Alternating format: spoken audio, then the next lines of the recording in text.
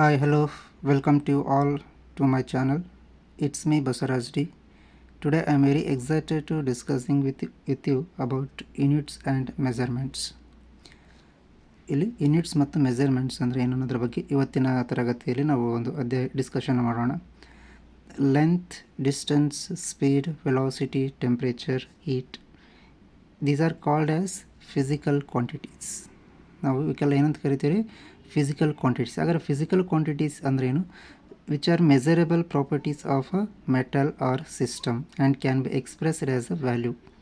ಯಾವುದೇ ಒಂದು ವಸ್ತುವನ್ನು ಅದನ್ನು ಯಾವುದೋ ಒಂದು ವಸ್ತು ಅಥವಾ ಜಗತ್ತಿನಲ್ಲಿರ್ತಕ್ಕಂಥ ಅಂದರೆ ನೇಚರ್ ಒಳಗಡೆ ಇರ್ತಕ್ಕಂಥ ಒಂದು ವಸ್ತುವನ್ನು ನಾವು ಮೆಜರ್ ಮಾಡ್ಬೋದಾಗಿತ್ತು ಅಂತಂದರೆ ಅದನ್ನು ನಾವು ಫಿಸಿಕಲ್ ಕ್ವಾಂಟಿಟಿ ಅಂತೇಳಿ ಕರಿಬೋದು. ಮತ್ತು ಅದನ್ನು ಮೆಜರ್ ಮಾಡೋದು ಅಲ್ಲದೆ ಅದನ್ನು ನಾವೊಂದು ವ್ಯಾಲ್ಯೂ ಒಳಗಡೆ ಎಕ್ಸ್ಪ್ರೆಸ್ ಮಾಡೋ ಥರ ಇರಬೇಕು. ಈಗ ಸಿಂಪಲ್ 50 kg, 5 kg, 6 kg ಅಥವಾ ಆ ಥರ ಒಂದು ವ್ಯಾಲ್ಯೂ ಒಳಗಡೆ ಅದನ್ನು ಎಕ್ಸ್ಪ್ರೆಸ್ ಮಾಡೋ ಥರ ಇರಬೇಕು. ಅಂಥದ್ರಲ್ಲಿ ಯಾವ್ಯಾವ ಬರ್ತವೆ ನಮ್ಗೆ? Length, distance, speed, velocity, temperature, ಇಂಥವಕ್ಕೆಲ್ಲ ಏನಂತ ಕರಿತೀವಿ ನಾವು? Physical quantities.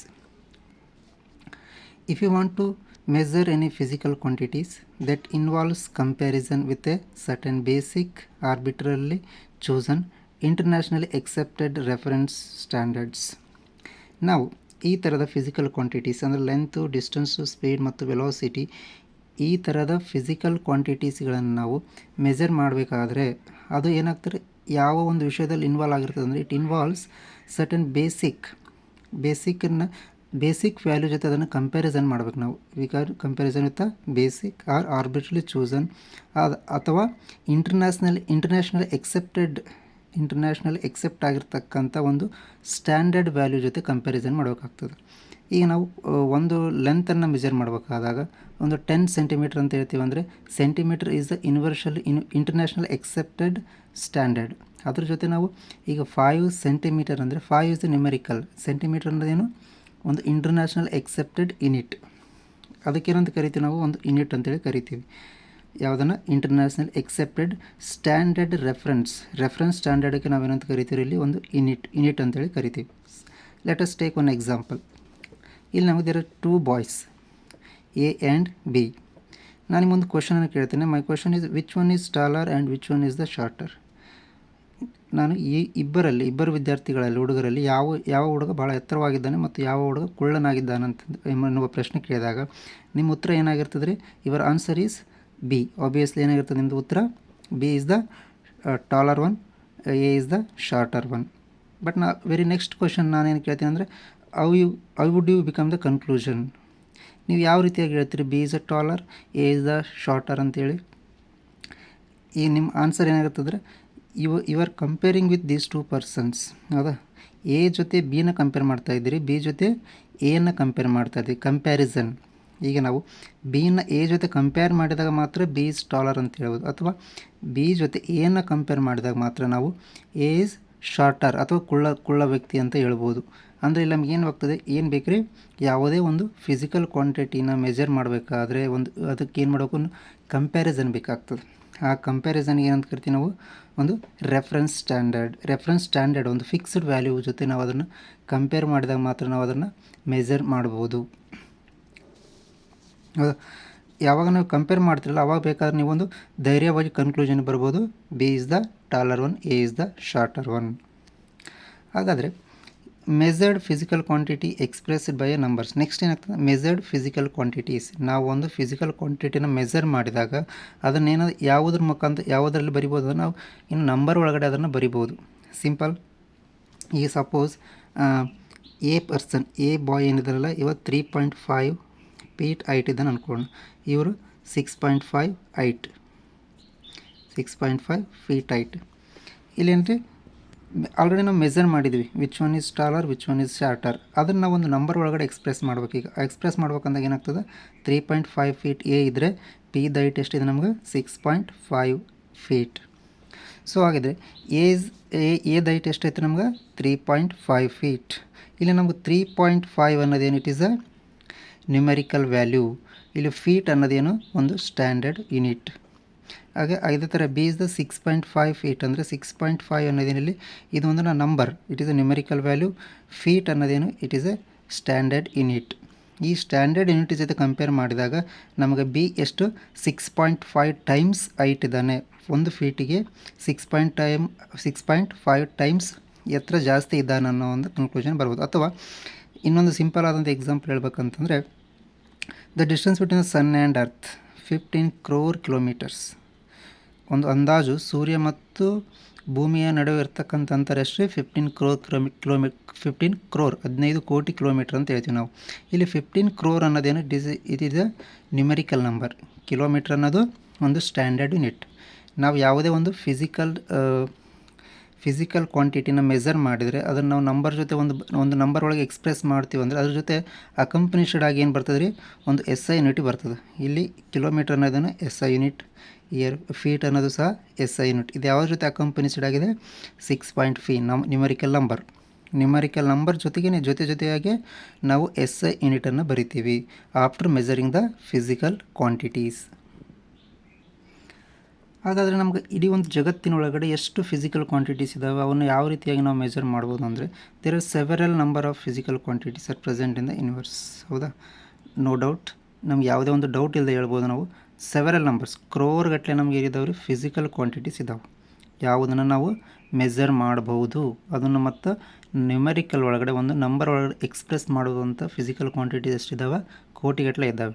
ಹಾಗಾದ್ರೆ ಎಲ್ಲದಕ್ಕೂ ನಮ್ಗೆ ಬೇಸಿಕ್ ಯೂನಿಟನ್ನು ಅಂದರೆ ಕೋಟಿಗಟ್ಟಲೆ ನಮಗೆ ಬೇಸಿಕ್ ಯೂನಿಟ್ಸ್ ಇರ್ತಾವೆ ರೀ? Answer no, absolutely no.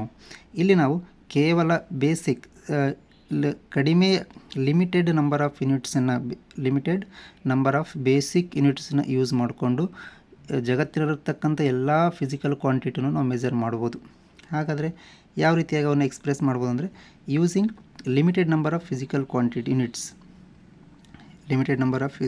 Units for expressing all physical quantity since they are interrelated with each other. ಅಂದರೆ ಒಂದಕ್ಕೊಂದು ಈಗ ನಾವು ಇಲ್ಲಿ ಬೇಸಿಕ್ ಯೂನಿಟ್ಸ್ ಅಂತ ಬರ್ತವೆ. ಬೇಸಿಕ್ ಯೂನಿಟ್ಸನ್ನ ಇಟ್ಟುಕೊಂಡು ನಾವು ಜಗತ್ತಿನಲ್ಲಿರ್ತಕ್ಕಂಥ ಎಲ್ಲ ಫಿಸಿಕಲ್ ಕ್ವಾಂಟಿಟಿನೂ ನಾವು ಎಕ್ಸ್ಪ್ರೆಸ್ ಮಾಡ್ಬೋದು. ಅವು ಎಲ್ಲವೂ ಸಹ ಏನಾಗಿರ್ತವೆ? ಒಂದಕ್ಕೊಂದು ಒಂದು ಇಂಟರ್ಲಿಂಕ್, ಒಂದು ಕನೆಕ್ಷನನ್ನು ಹೊಂದಿರ್ತವೆ. ಯಾವ ರೀತಿಯಾಗಿ ಅಂತಂದರೆ, ಒಂದು ಎಕ್ಸಾಂಪಲ್ ನೋಡೋಣ. ನಾವು ಸ್ಪೀಡಿಗೆ ಯಾವ ರೀತಿ ಮೆಜರ್ ಮಾಡ್ತೀವಿ ರೀ? Total distance divide by time.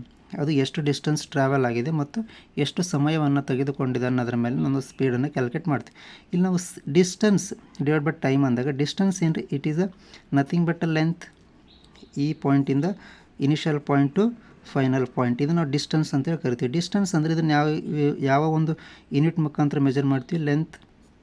ಅಂದರೆ ಸ್ಪೀಡ್ ಯಾವುದರಿಂದ ಬಂದು ನಮ್ಗೆ? ಸ್ಪೀಡ್ ಒಳಗೆ ಲೆಂತ್ ಇನ್ವಾಲ್ವ್ ಇದೆ. ಓಕೆ, ಈ ಸ್ಪೀಡ್ಗೂ ಮತ್ತು ಡಿಸ್ಟೆನ್ಸ್ ಏನಿದೆ ಒಂದು ಇಂಟರ್ ಕನೆಕ್ಷನ್ ಇದೆ. ಹೌದಾ? Interrelated to with each other, ಒಂದಕ್ಕೊಂದು ಸಹ ಒಂದು ಸಂಬಂಧವನ್ನು ಹೊಂದಿದೆ. ಅಂದರೆ ನಮಗೆ ಸ್ಪೀಡನ್ನು ಮೆಜರ್ ಮಾಡೋದಕ್ಕೆ ಮತ್ತೊಂದು ಸಪ್ರೇಟ್ ಅಂದರೆ ಬೇರೆ ಒಂದು SI ಯೂನಿಟ್ ಬೇಕಾಗಲ್ಲ. ಜಸ್ಟ್ ಇರ್ತಕ್ಕಂಥ ಬೇಸಿಕ್ ಯೂನಿಟನ್ನು ಯೂಸ್ ಮಾಡಿಕೊಂಡು ನಾವು ಅದನ್ನು ಸ್ಪೀಡನ್ನು ನಾವಿಲ್ಲಿ ಎಕ್ಸ್ಪ್ರೆಸ್ ಮಾಡ್ಬೋದು ಅಥವಾ ಡಿರೈವ್ ಮಾಡ್ಬೋದು. ಹಾಗಾಗಿ ನಾವೇನಂತ ಹೇಳ್ಬೋದು ರೀ, ಸಾಕಷ್ಟು ನಮಗೆ ಫಿಸಿಕಲ್ ಕ್ವಾಂಟಿಟೀಸು ಇದ್ದರೂ ಸಹ ನಾವು ಕೇವಲ ಲಿಮಿಟೆಡ್ ನಂಬರ್ ಆಫ್ ಯೂನಿಟ್ಸ್, ಕೇವಲ ಬೇಸಿಕ್ ಯೂನಿಟ್ಸ್ಗಳನ್ನು ಯೂಸ್ ಮಾಡಿಕೊಂಡು ನಾವಿಲ್ಲಿ ಎಲ್ಲ ಫಿಸಿಕಲ್ ಕ್ವಾಂಟಿಟಿನೂ ನಾವು ಎಕ್ಸ್ಪ್ರೆಸ್ ಮಾಡ್ಬೋದು. ಹಾಗಾದರೆ ದ ಯೂನಿಟ್ ಫಾರ್ ದ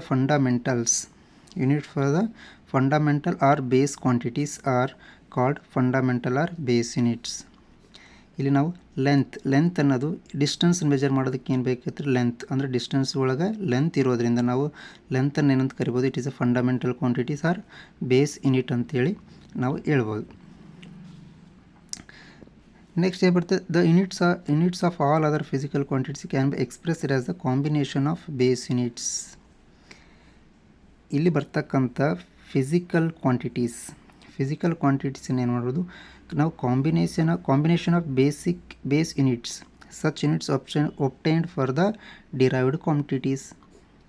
ಅಂದರೆ the units of all other physical quantities except fundamental or base quantity. Fundamental quantity ಮತ್ತು ಬೇಸ್ ಕ್ವಾಂಟಿಟಿನ ಹೊರತುಪಡಿಸಿ ಇರ್ತಕ್ಕಂಥ ಎಲ್ಲ ಫಿಸಿಕಲ್ ಕ್ವಾಂಟಿಟಿನೂ ಏನು ಮಾಡ್ಬೋದು ನಾವು? ಏನಂತ ಹೇಳ್ಬೋದು? These are the combination of the base units. ಎಲ್ಲವೂ ಏನಾದ? ಬೇಸ್ ಯೂನಿಟಿನ ಒಂದು ಕಾಂಬಿನೇಷನ್, ಒಂದಕ್ಕಿಂತ ಹೆಚ್ಚು ಬೇಸ್ ಯೂನಿಟ್ ಇರ್ತಕ್ಕಂಥ ಒಂದು ಫಿಸಿಕಲ್ ಕ್ವಾಂಟಿಟಿಗಳಾಗಿವೆ ನಮಗೆ. Such unit obtained for the ಅಂತಹ ಒಂದು ಫಿಸಿಕಲ್ ಕ್ವಾಂಟಿಟಿ ಏನಂತ ಕರಿತೀವಿ ನಾವು derived quantities are called derived units. ಉದಾಹರಣೆನ ನೋಡೋಣ, ಒಂದು ಎಕ್ಸಾಂಪಲ್ ನೋಡೋಣ. ಸ್ಪೀಡ್ ನಮಗೆ speed is the derived from the length and time. ಯಾವ ರೀತಿ ಡಿರೈವ್ ಮಾಡ್ಕೊಂಡ್ರೆ ನಾವು ಇಲ್ಲಿ ಸ್ಪೀಡ್ ಅಂದರೆ distance divide by time. Distance ಅಂತಂದರೆ ನಮಗೆಲ್ಲ ಡಿಸ್ಟೆನ್ಸ್ ಮೆಜರ್ ಮಾಡ್ಬೇಕಂದ್ರೆ ಲೆಂತ್ ಆ್ಯಂಡ್ ಟೈಮ್ ಬೇಕು. Length is the basic unit, time is also basic unit. ಇವೆರಡರ ಒಂದು ಕಾಂಬಿನೇಷನ್ನಿಂದ ಏನು ನಮಗೆ ಸಿಕ್ಕಿದೆ, ನಮಗೆ ಸಿಕ್ಕಿರ್ತಕ್ಕಂಥದ್ದು ಸ್ಪೀಡ್. ಸೊ ಹಂಗಾಗಿ ನಾವು ಸ್ಪೀಡನ್ನು ಏನಂತ ಹೇಳ್ಬೋದು ರೀ, ಡಿರೈವ್ಡ್ ಕ್ವಾಂಟಿಟೀಸ್ ಅಥವಾ ಡಿರೈವ್ಡ್ ಯೂನಿಟ್ ಯಾವಾಗ್ತಾವ ನಮಗಿಲ್ಲಿ length and time. So complete set of these units, both the base unit and derived units. ಬೇಸಿಗೂ ಮತ್ತು ಡಿರೈವ್ಡ್ ಯೂನಿಟ್ಸ್ ಎಲ್ಲನೂ ಸೇರಿ ನಾವು ಏನಂತ ಹೇಳ್ತೀವಿ, system of units. Thank you. ಈ ಒಂದು ವಿಡಿಯೋ ನಿಮಗೆ ಇಷ್ಟ ಆಗಿದ್ದರೆ ನಿಮ್ಮ ಎಲ್ಲ ಗೆಳೆಯರಿಗೂ ಈ ಒಂದು ವಿಡಿಯೋನ ಶೇರ್ ಮಾಡಿ ಮತ್ತು ಸಬ್ಸ್ಕ್ರೈಬ್ ಮಾಡಿ. ನಿಮಗೆ ಇಷ್ಟ ಆದಲ್ಲಿ ಒಂದು ಲೈಕನ್ನು ಕೊಡಿ. Thank you.